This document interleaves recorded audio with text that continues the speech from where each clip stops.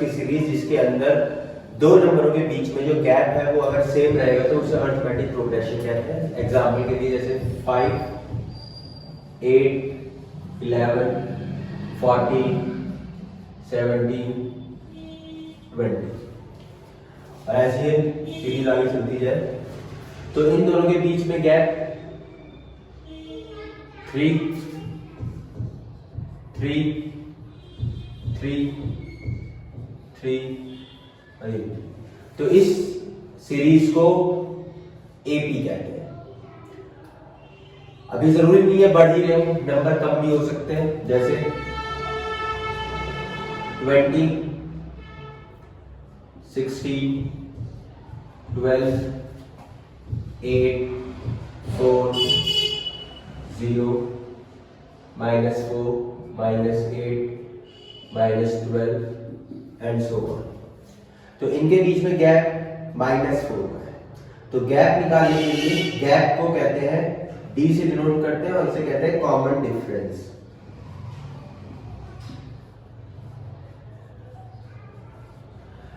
Common difference निकालने का formula होता है जो फर्स्ट टर्म सेकंड टर्म में से फर्स्ट टर्म माइनस करनी है।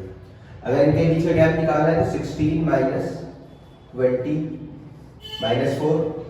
इस तरह इनके बीच का गैप निकालना है तो 8 - 5 = 3। तो इसे कॉमन डिफरेंस कहते हैं। अगर इनके बीच में सबके कॉमन डिफरेंस सेम होंगे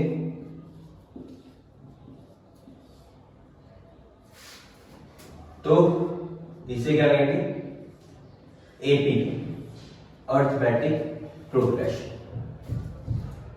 ठीक,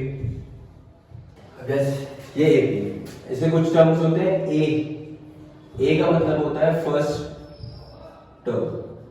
किसी भी एपी की सबसे पहली टर्म को ए से डिनोट करते हैं और वो क्या होती है, फर्स्ट टर्म। डी होता है कॉमन डिफरेंस।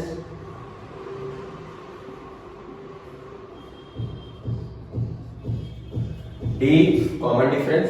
कॉमन डिफरेंस निकालने का जो फॉर्मूला है वो A2 - A1, मतलब second term minus first term. ये कोई भी किसी भी टर्म से, मतलब इसमें से इसको माइनस कर लो, चाहे इसमें से इसको माइनस कर लो, अगर एपी में होगा तो डी सेम होगा। एन होता है नंबर ऑफ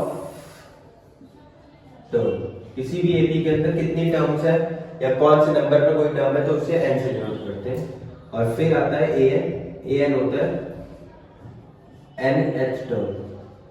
nth टर्म का मतलब किसी भी टर्म पर कौन सा नंबर है। जैसे 20 ले लेते हैं, 20 के लिए n क्या होगा, 1 2 3 4 5 6, सिक्स्थ नंबर पर है तो n इसके लिए हो जाएगा 6। और अगर हम A6 पूछें, A6 का मतलब हो गया सिक्स्थ टर्म। सिक्स्थ टर्म पर मतलब सिक्स्थ नंबर पर कौन सा टर्म है, 20। तो A6 = क्या हो जाएगा, 20। ओके,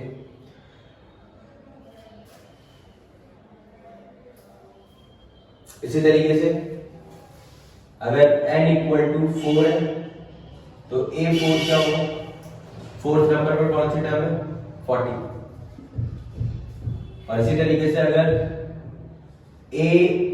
n23 दे रखा है और n पूछा है तो n कौन सा है, n क्या होगा 23 के लिए, 23 के लिए n 1 2 3 4 5 6 7। तो n = क्या हो जाएगा, 7। इसके बाद एक्सरसाइज 5.1 क्वेश्चन नंबर फर्स्ट। हमें इस क्वेश्चन के अंदर इसके पार्ट्स में ये बताना है कि कौन सी स्टेटमेंट या कौन सी सिचुएशन जो है एपी के अंदर हो सकती है और कौन सी नहीं हो सकती। जैसे फर्स्ट पार्ट क्या है, the taxi fare after each kilometre when the fair is ₹15 for the first kilometre and ₹8 for each additional kilometres. इसका मतलब ये होगा कि एक टैक्सी फेयर है, उसके फेयर्स हर किलोमीटर के बाद एपी में है या नहीं है। अगर उसका फर्स्ट किलोमीटर के लिए ₹15 है और बाकी जो आगे किलोमीटर जो जाएगी टैक्सी उसके लिए 8 किलोमीटर है। तो हम इसका मतलब ये हो गया कि फर्स्ट किलोमीटर के लिए ₹15 होंगे, सेकेंड के लिए 15 प्लस 8 23 रुपीज होंगे। इसी तरीके से थर्ड किलोमीटर के लिए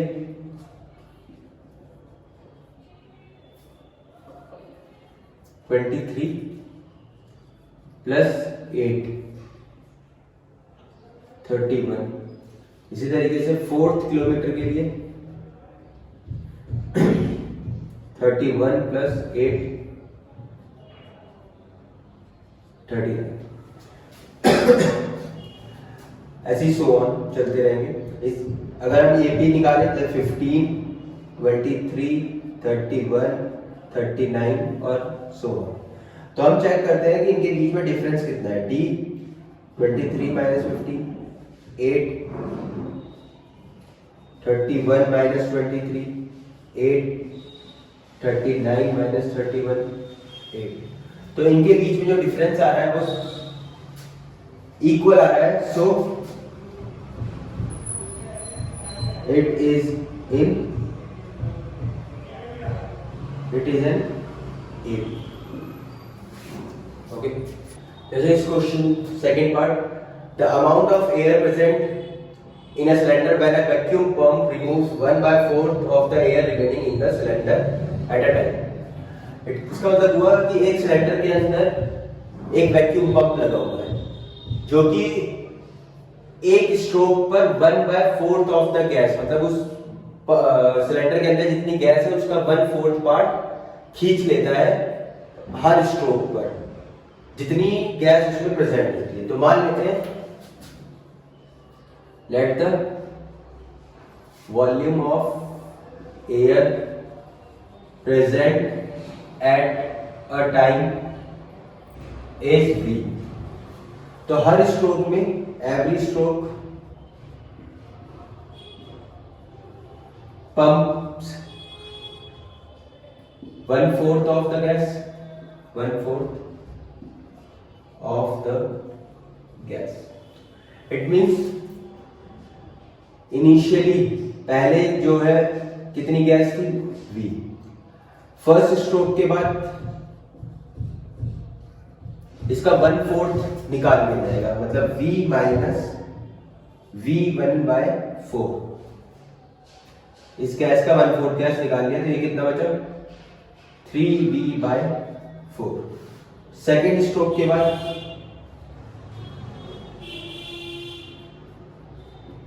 अब इतनी गैस थी, अब इसका 1/4 मतलब 3V/4 इंटू में 1/4 इक्वल टू क्या है 3V/4 माइनस 3V/60। और इसे सॉल्व करने के बाद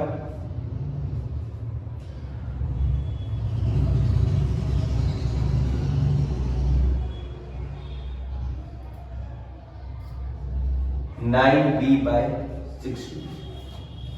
इसी तरीके से थर्ड स्ट्रोक के बाद 9V/16 माइनस 9V/16 इंटू 1/4। इसे सॉल्व करेंगे 9V/16 minus 9V/64। LCM 64 36V minus 9V equal to 27V/64। तो फर्स्ट स्ट्रोक पे एपी अगर लिखते हैं 3V/4 और 9V/16 27V/64। अगर हम इसका डी निकालें, इसके लिए गैप कितना आएगा 3V/4 माइनस V। सॉल्व करेंगे माइनस V/4 आ गया। इसी तरीके से इसके लिए सॉल्व करेंगे तो 9V/16 माइनस 3V/4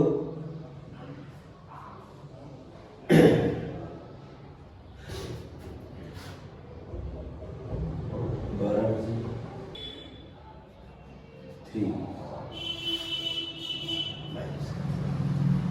तो डी जो है वो सेम नहीं आ रहा है, तो इट इज नॉट इन इनएनिटी।